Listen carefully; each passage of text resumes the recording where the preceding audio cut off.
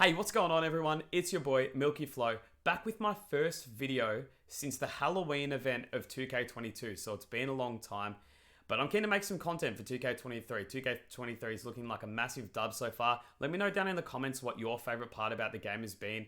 I'm really enjoying the grind at the moment.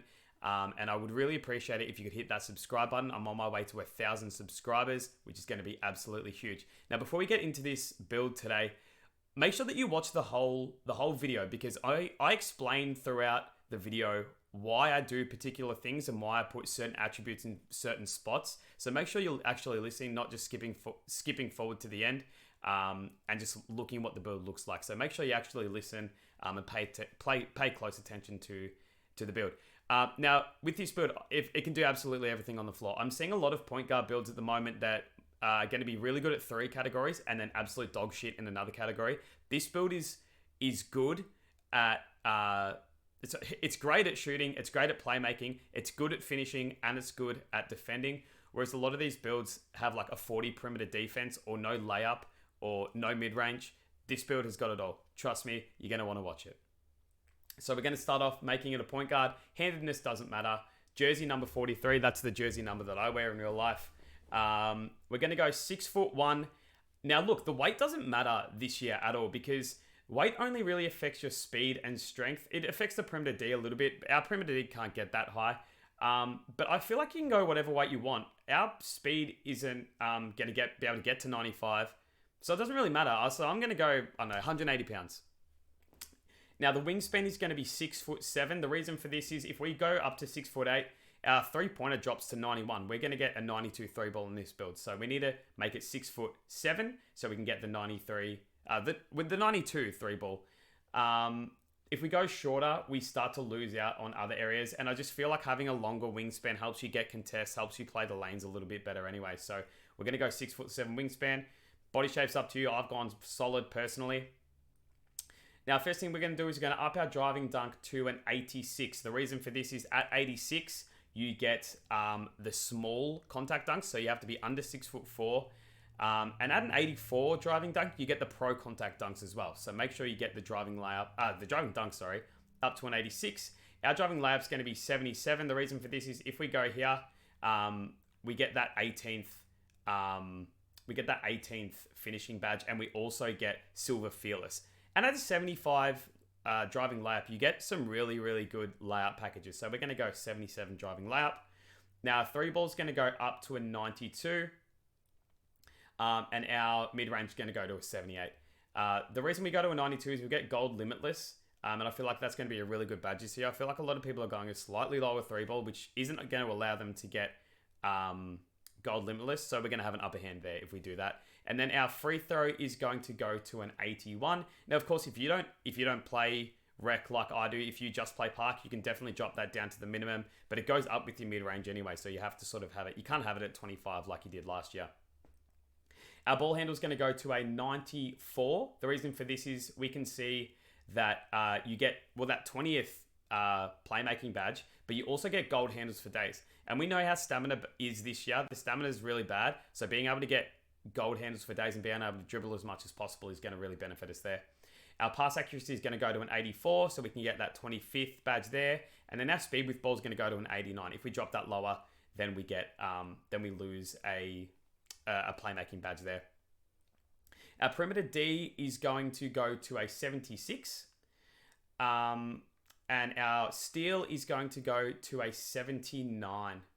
And again, that's where we get, if we drop it down one, we lose a defensive badge there. Of course, if you feel like that perimeter D is a little bit too high, you can pump it down a bit. Not pump it down, but you know what I mean. You can sort of drop that down a little bit there. And then our speed is going to go to an 85. Our acceleration is going to go to an 84. Our vertical is going to go to an 85. We need the 85 vertical, because if we don't have that, what's happened here? Let's drop down one. If we don't have the 85 vertical, we can't unlock the contact dunk animations. You actually need to have vertical to get those contact dunk animations. So we need to get that to an 85. And then our perimeter D goes all the way up to a 90. And then we've got 1 point left over, which you have to put it on post control. You can't put it on anything else. But yeah, That's the build. So it's absolutely crazy. It's you get the 86 driving dunk, which is higher than a lot of small guards. You get the 92 three ball, gold hands for days. You get a great pass accuracy, great speed with ball. You can play really good defense with perimeter D this high.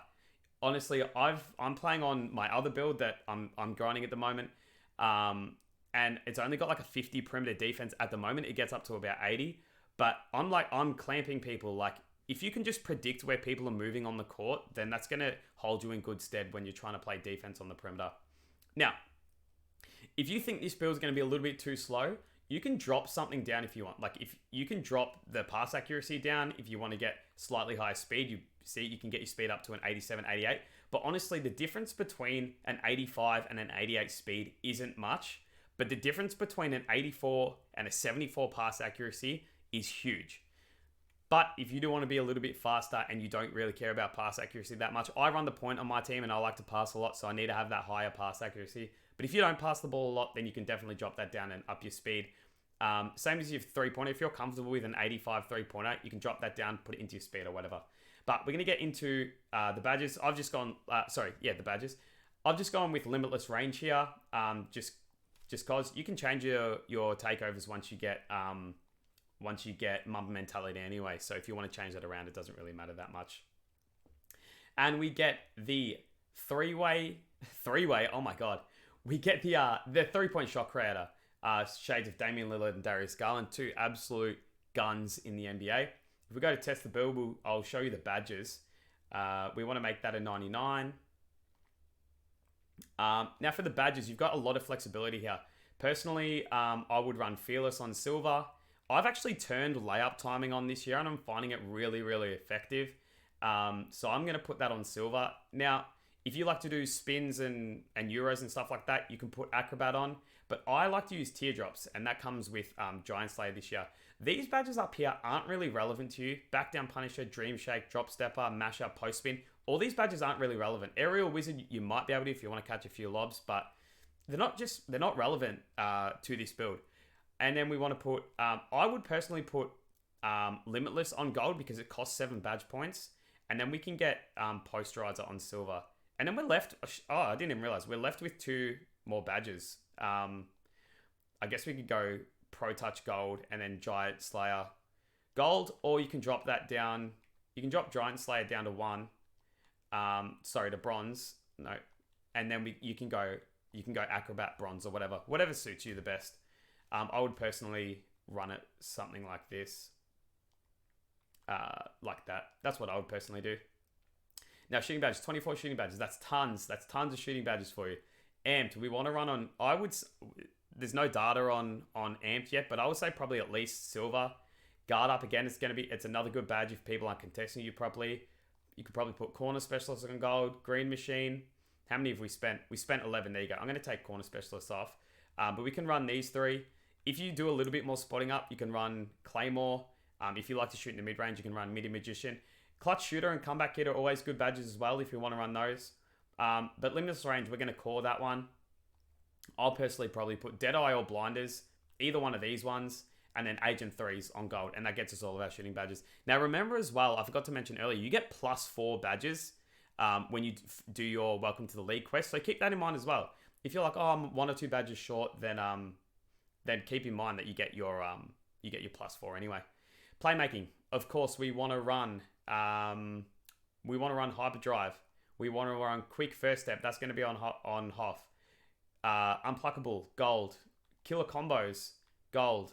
I'd personally core Handles for Days because that's what badge is going to pop up the most. And then Clamp Breaker, I feel like is going to be a really good badge this year. So they're all the badges that I would personally run. Personally, actually, I would probably drop Quick First Step down to gold, and I would put Needle Threader on, just on bronze, just to help get through those passing lanes a little bit. You could also probably run Ankle Breaker if you want. Excuse me. Or Dimer or Floor General, depending on your play style and how you want to play. But I feel like these are going to be your main playmaking badges that you're going to want to use most of the time anyway.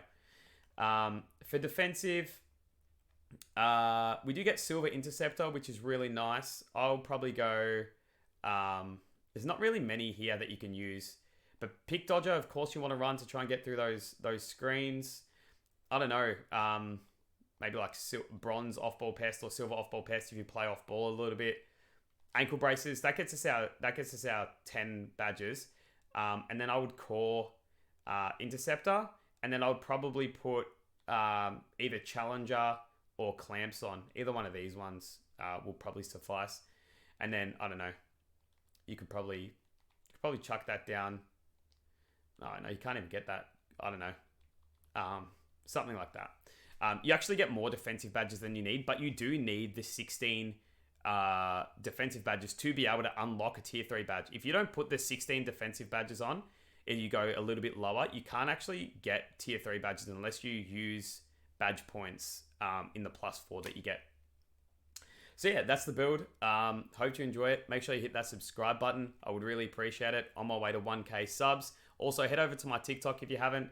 Currently sitting at around 16,000 followers. Try to get that up to 20,000. Let me know what you think of the build in the comments. What would you change to suit your playstyle? Yeah, I'll see you in the next one.